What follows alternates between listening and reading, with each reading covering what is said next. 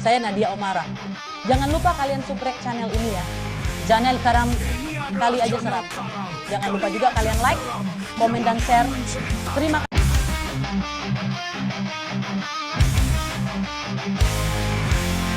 Ini adalah channel Karam Kali Aja Seram yang akan menceritakan kisah horor kalian dari Sabang sampai Papua.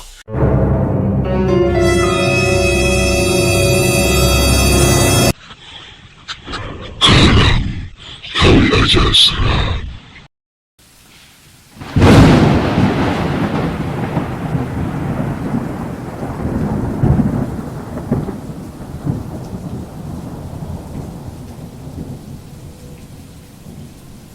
Hai, Assalamualaikum warahmatullahi wabarakatuh. Kembali, Mr. Randi hadir di hadapan kalian semua, para jomblo, para pengangguran abadi, dan para pecinta horor dari Aceh sampai Papua. Saya hadir untuk menemani hari-hari kalian, yang kesepian dan penuh drama. Episode kali ini, 4 cerita horor udah standby untuk menghibur kalian dan membuat bulu kuduk kalian berdiri. Makanya, sebelum cerita ini kami bacakan, ada baiknya kalian klik dukulah tombol subreknya. Gratisnya, jangan berat kali telunjuk kalian tuh, percuma dong saya berbusa cerita.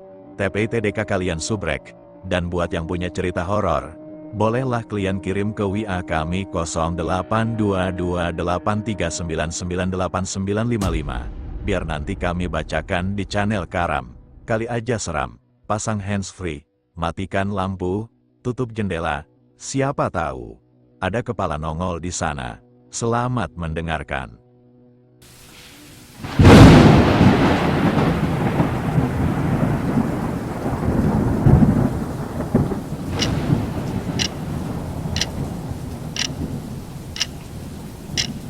Cerita pertama. Pocong kuburan keramat. Kejadian ini saya alami sekitar akhir bulan Juli tahun 2016, di mana saat itu kami ditugaskan menjadi mahasiswa KKN di salah satu desa di pesisir pantai Pangandaran. Cerita ini berawal ketika kelompok KKN kami yang berjumlah 10 orang menjadi tenaga sukarela di desa tertinggal di daerah Ciamis. Setelah sampai di sana, kami kemudian ditempatkan di salah satu rumah penduduk. Selanjutnya, kami dibawa ke kantor kepala desa. Di sana, kami diperkenalkan kepada seluruh perangkat desa dan bersilaturahmi dengan pemuka agama setempat. Di sela-sela pertemuan, kepala desa tersebut mengatakan, "Ajib, jangan kaget kalau di desa ini masih banyak hal-hal yang baik dan supranatural. Di sini sudah biasa," ujar kepala desa itu sambil memperlihatkan botol-botol yang di dalamnya berisi barang-barang kiriman alias santet selama dia menjabat jadi kepala desa. Kami yang notabene orang kota dan awam dengan masalah begituan cukup kaget dan ketakutan mendengar informasi dari kepala desa itu. Yang mengherankan, ketika kami melakukan survei tempat, ternyata 2/3 bagian dari desa itu dipenuhi oleh makam alias kuburan. Tinggal di desa itu ada 3 kategori kuburan. Kuburan biasa, kuburan tua, dan kuburan keramat. Suatu ketika, koordinator desa harus menyampaikan surat undangan rapat ke rumah Pak Kades.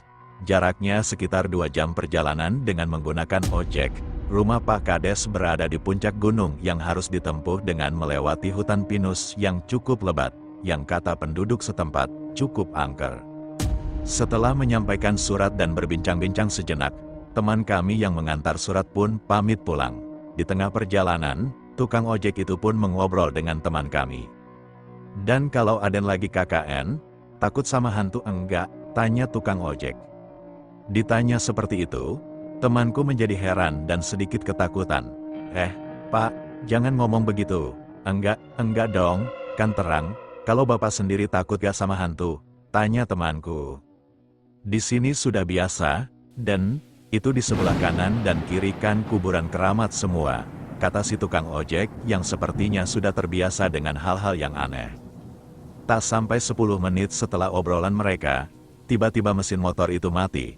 Walaupun sudah berusaha untuk menghidupkan motor, tetap saja sia-sia. Beberapa saat kemudian, ban motor itu meledak dengan sendirinya. Aneh, biasanya ban meledak atau kempes kalau menabrak sesuatu. Aduh, kenapa nih? Tanya temanku. Iya nih, kenapa jadi gini ya? Jawab tukang ojek. Begini saja, Aden tunggu dulu di sini. Saya ke bawah dulu membetulkan ban motor ini, kata tukang ojek kepada temanku. Walaupun sebenarnya takut, tapi apa boleh buat. Akhirnya temanku itu mau juga menunggu di tengah hutan yang jauh dari mana-mana. Sambil duduk dan istirahat di atas batu yang sudah berlumut, temanku tak tahu kalau batu yang ia duduki itu adalah batu nisan kuburan keramat yang sudah berlumut. Setelah setengah jam tukang ojek itu pergi, tiba-tiba angin berhembus dengan kencang. Samar-samar temanku itu melihat bayangan putih berkelebat di atas pohon pinus. Bayangan itu semakin jelas ketika sinar bulan menerpa tubuhnya, dan makhluk itu seperti tertawa mengikik pelan. Temanku yang dari tadi komat kamit membaca doa, tiba-tiba pingsan dan mengompol di atas batu nisan tersebut. Singkat cerita, temanku itu sudah dibawa ke rumah oleh si tukang ojek dan dirawat oleh orang pintar setempat. Malam semakin larut, teman-temanku satu persatu beranjak tidur kecuali aku dan temanku, Rudy. Kami mengobrol di beranda depan menghadap ke arah masjid tua dan kantor kepala desa yang di belakangnya dipenuhi kuburan. Jam saat itu menunjukkan pukul 1 dini hari. Tiba-tiba, temanku, Rudy, melihat sesosok bayangan putih seperti mayat yang dibungkus kain kafan melintas di dekat masjid. Kamu lihat itu enggak? Tanya Rudy sambil memegang pundakku keras sekali. Melihat apa? Tanyaku heran karena memang aku tak melihat apa-apa. Itu, tuh, pocong, tambah Rudy lagi. Lalu, aku pun refleks melihat ke arah yang dia tunjuk. Dan aku pun melihat sesosok tubuh terbungkus kain kafan sedang melintas di antara pohon mangga dekat masjid menuju area belakang kantor kepala desa. Kami langsung berteriak, "Pocong!" sambil berlari masuk ke dalam rumah. Seisi rumah bangun dan bertanya ada apa. Lalu kami menceritakan yang kami alami tadi. Tentu saja seisi rumah jadi ketakutan. Akhirnya kami pun berencana untuk tidak tidur malam itu. Tapi setelah jam 3 dini hari, rasa kantuk mengalahkan kami. Akhirnya kami pun tidur kembali di kamar, kecuali si Rudy yang tidur di sofa kamar tamu karena kamar tidurnya sudah penuh. Sekitar jam 4 dini hari, kami dikagetkan oleh teriakan Rudy yang keras sekali. Kami pun keluar kamar dan di depan mata kami terlihat sesosok pocong yang sedang duduk di sebelah Rudy. Tatapan matanya sayu, kulitnya melepuh dan bernanah. Kami semua serentak membaca doa-doa minta kekuatan dari yang di atas. Tiba-tiba, sosok itu mulai mengeluarkan asap dan akhirnya menghilang dari pandangan kami. Kami sesaat terdiam, serasa dalam mimpi. Setelah sadar, kami berusaha menolong teman-teman kami yang pingsan. Akhirnya kami sepakat untuk benar-benar berdoa bersama-sama. Sekitar pukul 5:30 pagi, seusai salat subuh, pintu rumah itu diketuk dari luar. Setelah dibuka, ternyata Pak Kosim. Kata beliau, kami disuruh datang ke rumah salah satu penduduk nanti siang karena ada yang meninggal. Siangnya, kami datang untuk melayat dan sekadar mengucapkan turut belasungkawa. Setelah dipersilakan masuk, kami pun berdoa di depan jenazah. Namun betapa kagetnya kami setelah melihat wajah orang yang meninggal itu sama persis dengan pocong yang kami lihat tadi malam.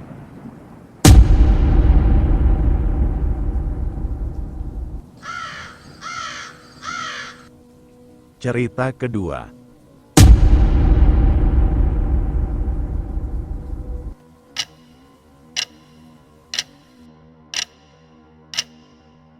Perjalanan horor. Perjalanan aneh ini dimulai saat kami berangkat bertiga dari Bandung. Saya, adik laki-laki saya, dan saudara sepupu menuju Sukabumi, di mana keluarga besar kami sudah menunggu untuk sebuah acara keluarga. Kami berangkat sekitar pukul 3 dini hari. Meskipun waktu itu sangat pagi, saya sama sekali tidak merasa mengantuk. Pikiran dan mata saya masih segar, berbeda dengan dua penumpang lainnya yang sudah terlelap. Meskipun jalanan yang kurang baik membuat mobil kami terguncang. Tiba-tiba, dari arah belakang muncul sebuah mobil yang tampak ingin mendahului kami. Mobil itu meluncur dengan kecepatan stabil, dan ketika akhirnya mendahului, terlihat jelas bahwa kondisi mobil berwarna putih tersebut masih sangat baik. Suara mesinnya terdengar prima. Kami melaju dalam kondisi kabut yang mulai menebal, membuat saya berpikir bahwa lebih aman untuk membiarkan mobil tersebut memimpin jalan. Sekitar 20 meter di depan kami, mobil tersebut tiba-tiba berbelok tajam tanpa mengurangi kecepatan. Saya pun tidak berniat mengikuti, karena yakin mobil itu menuju ke arah terminal Sukabumi. Namun, kejadian berikutnya membuat saya terkejut. Mobil tersebut belok ke sebuah rumah berpagar besi dengan halaman luas yang tampak sudah lama tidak terurus. Ia menghilang dengan cepat di balik pagar rumah itu. Saya menghentikan mobil tepat sebelum berbelok mengikuti. Dan pada saat itu dari arah berlawanan muncul sebuah sedan berkecepatan tinggi. Jika saya tadi ikut membelok, mungkin kami sudah tertabrak dan tidak akan sampai ke tujuan. Setelah kejadian tersebut, saya melihat berbagai penampakan aneh di sepanjang perjalanan. Ada sosok-sosok yang tampak tidak normal, seperti bayangan orang yang berdiri sendiri di pinggir jalan. Namun, kami melanjutkan perjalanan dan akhirnya sampai di Sukabumi dengan selamat. Alhamdulillah. Ketika melihat kembali lokasi tempat mobil putih itu menghilang, saya baru menyadari bahwa tidak ada belokan atau persimpangan di tempat itu. Hanya ada rumah tua yang tampak menyeramkan, seolah-olah sudah lama ditinggalkan. Keluarga yang tinggal di sekitar rumah itu pun hanya bisa mendoakan agar para korban kecelakaan yang pernah terjadi di sana berada di tempat terbaik di sisinya.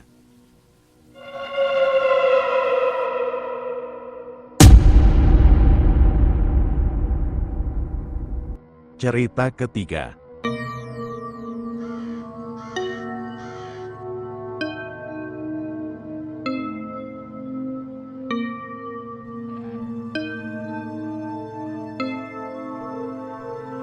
Ketika ibu meninggal saat melahirkan 7 tahun silam, aku masih duduk di bangku kelas 2 SMA di daerah Depok.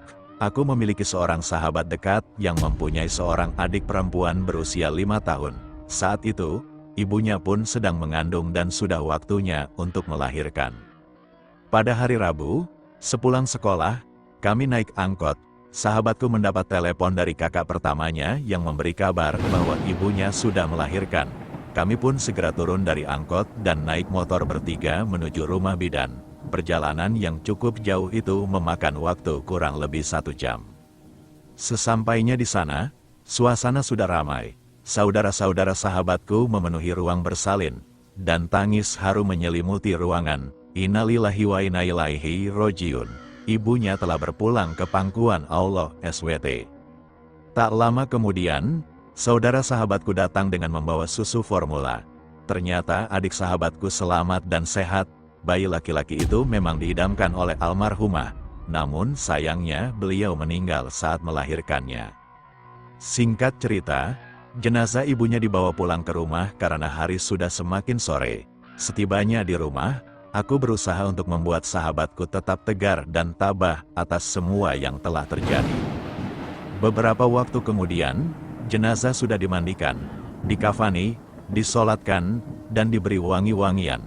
Kami tidak ikut dalam prosesi penguburan karena sudah menjadi tradisi bahwa hanya laki-laki yang dapat menghadiri atau mengantar jenazah. Perempuan hanya mempersiapkan wejangan atau hidangan untuk para pelayat. Sore hari menjelang malam, keluarga sahabatku mengadakan pengajian yang selesai sekitar pukul 9 malam. Aku sengaja menginap di rumah sahabatku untuk membantu dan menemani dia yang sedang berduka. Malam itu terasa mencekam. Para tamu yang hadir sudah pulang. Yang tersisa hanya saudara-saudara sahabatku. Tepat pukul 23.40. Aku ingat betul saat itu aku sedang mengirim SMS kepada kakakku untuk izin menginap. Farhan, adik baru sahabatku yang tadi dilahirkan, menangis tiada henti. Kami semua sudah bergantian menggendong dan memberinya susu, tapi tangisnya tidak juga mereda. Maka dibuatlah ayunan oleh ayahnya, namun tetap tidak berhenti. Saat itu, dapur rumah sahabatku penuh dengan sisa makanan bekas pengajian. Tiba-tiba dari arah dapur terdengar suara seperti orang sedang mencuci piring. Kami yang berada di ruang tamu keheranan dan merinding, karena tidak ada siapapun di dapur. Farhan pun semakin gelisah. Lalu, kakak perempuan sahabatku berkata, "Mungkin Mama ingin menggendong Farhan." Kami semua kaget. Ayahnya kemudian pergi melihat ke dapur. Astagfirullahalazim, teriaknya sambil berlari. Kakak dari ibunya sahabatku segera menggendong Farhan dari ayunan dan berkata, "Neng, jangan dicuci, besok juga ada yang urus." Kami semua merasa penasaran dan takut. Kakaknya pun berucap, "Ma, jangan bikin takut orang-orang di sini. Sudah, Neng, tenang di sana. Farhan sama anak-anakmu biar kami yang urus." Sontak, suara-suara itu pun berhenti seketika. Minyak wangi semerbak tercium di sekitar dapur, dan cucian kotor tadi pun sudah bersih. Percaya atau tidak, kami semua melihat dengan mata kepala sendiri bahwa semuanya sudah rapi dan bersih. Keesokan harinya, kami bertanya apa yang dilihat oleh ayah sahabatku. Katanya, "Mama lagi nyuci piring, pakai baju putih bersih, rambutnya panjang hitam, mukanya putih banget, bersih." Sejak saat itu, ayahnya berjanji tidak akan menikah lagi, dan sampai saat ini janji itu tetap ditepati. Alhamdulillah, sekarang Farhan sudah besar dan sudah sekolah, dirawat oleh kakaknya.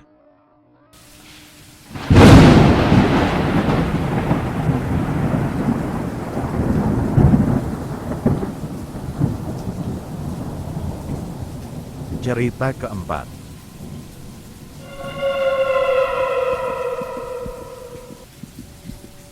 Akhir hayat preman kampung. Kisah tragis ini terjadi sekitar tahun 1980-an, ketika preman-preman. Pada masa itu, para preman ditandai dengan seluruh tubuhnya yang dipenuhi tato berbagai macam gambar. Kejadian ini terjadi di sebuah kampung di wilayah Depok, yang pada waktu itu digemparkan oleh kematian seorang preman yang dibunuh ramai-ramai oleh kakak dan adik dari sebuah keluarga yang menjadi korban pemerkosaan. Awal cerita dimulai dari sebuah keluarga yang harmonis. Namun, ada seorang preman yang jatuh cinta pada istri dari keluarga tersebut. Seperti layaknya preman, kemanapun ia pergi, ia selalu membawa botol minuman keras. Suatu hari, ia datang ke rumah keluarga harmonis tersebut dan menyatakan cintanya kepada istri dari keluarga itu. Sebut saja namanya Mintarsih. Tentu saja, Mintarsih menolak mentah-mentah. Karena selain sudah bersuami dengan orangnya aja tidak suka mabuk. Preman itu pulang dengan rasa kecewa. 2 hari kemudian, ia datang lagi sambil berteriak-teriak memanggil Mintarsih. Namun, yang keluar justru suaminya. Dengan marah, preman itu membentak suami Mintarsih, "Mana bini lo? Suruh dia keluar bentar." Dengan penuh ketakutan, suami Mintarsih menjawab bahwa istrinya sedang berada di dapur mencuci piring. Tanpa permisi, preman itu langsung masuk ke dapur dan menemukan Mintarsih di sana. Lah memaksa Mintarsih untuk melayani nafsu bejatnya. Karena ketakutan, Mintarsih terpaksa melayani nafsu preman itu di dapur. Setelah puas, preman itu keluar sambil sesumbar, "Awas lo kalau macam-macam, gue habisin semua keluarga lo." Setelah sekali berhasil, 2 hari kemudian, preman itu datang lagi menemui Mintarsih yang kebetulan sedang duduk di ruang tamu. Dengan ancaman golok, Mintarsih. Setelah sekali berhasil, 2 hari kemudian, preman itu datang lagi menemui Mintarsih yang kebetulan sedang duduk di ruang tamu. Dengan ancaman golok di leher, Mintarsih terpaksa melayani nafsu preman pemabuk itu kembali. Kejadian itu terus berlanjut, bahkan di depan mata suaminya sendiri. Karena takut, suaminya tidak bisa berbuat apa-apa dan hanya bisa meneteskan air mata melihat istrinya diperkosa oleh preman tersebut. Akhirnya, suaminya pergi ke rumah kakak dan adiknya dan menceritakan semua yang terjadi pada keluarganya. Mendengar pengaduan itu, kakak dan adiknya sangat marah. Mereka pun sepakat untuk menghabisi preman itu. Mereka menyusun rencana dengan sangat hati-hati. Beberapa hari kemudian, preman itu datang lagi, berteriak-teriak di luar rumah memanggil Mir yang tidak sempat dengan kata-kata. Mendengar suara preman tersebut, suami Mintarsih datang dan mempersilakannya masuk. Ketika preman itu hendak duduk, tiba-tiba adik suaminya menghantamnya dengan balok kayu. Selanjutnya, kakak dan suami Mintarsih yang sudah lama menyimpan dendam, ikut memukul preman itu tanpa henti. Orang-orang kampung yang tadinya hanya menonton, akhirnya ikut memukul juga. Tamatlah riwayat preman pemabuk itu, yang konon katanya memiliki ilmu kebal, dengan darah bercucuran di sekujur tubuh dan kepalanya yang remuk. Demikian cerita ini kami ceritakan kembali di channel Karam. Kali aja seram. Semoga terhibur. Kami pamit. Assalamualaikum warahmatullahi wabarakatuh. Terima Bye-bye. kasih sudah mendengarkan cerita-cerita seram di channel Karam. Kali aja seram. Jangan lupa untuk tetap mengikuti kami karena masih banyak cerita-cerita horor yang siap membuat bulu kuduk kalian merinding. Sampai jumpa di episode berikutnya dan ingat, jangan dengarkan sendirian. Semoga cocok.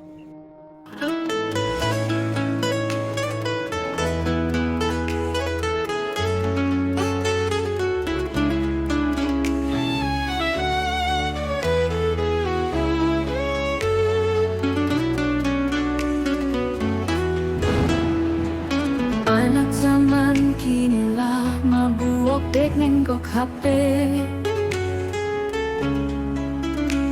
Ndak tentu dek nyo apa juole.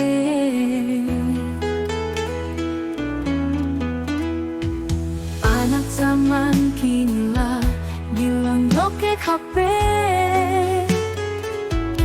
Singgo indah tentu omang oya nyomang doke. Pagi joget TikTok, sore main Facebook, malam main YouTube. Pai sekolah harus baantau johona, kau jalan kaki kecek inyo sorry jualan. Inyo indah sadar, oya nyola bentuk noka, gara-gara cai piti untuk bayu-bayu sekolah. Oi oi oi sadarlah kalian, jangan ikuti jo kawan. Iyalah amat oya kalian, lah cacondo de mami kiukan kalian. Oi oi sadarlah kalian, jangan balak terangan. Ingatlah akan masa depan yang akan kalian asalkan.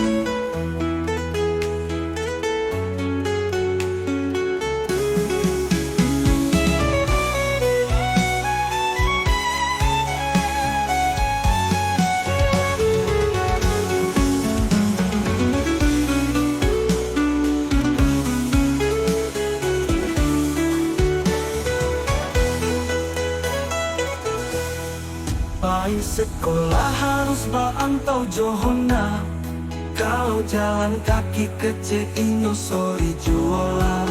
Inyo indah sadar, oya nyola bentuk noka, gara-gara cai iti untuk bayu-bayu sekolah. Oi oi oi oi, oi sadarlah kalian, jangan ikuti jo kawan. Ingatlah amat oya kalian, lah cacondo dek mengikiukan kalian. Oi sadarlah kalian, jangan balan peangan. Ingatlah akan masuk depan yang akan kalian asukan.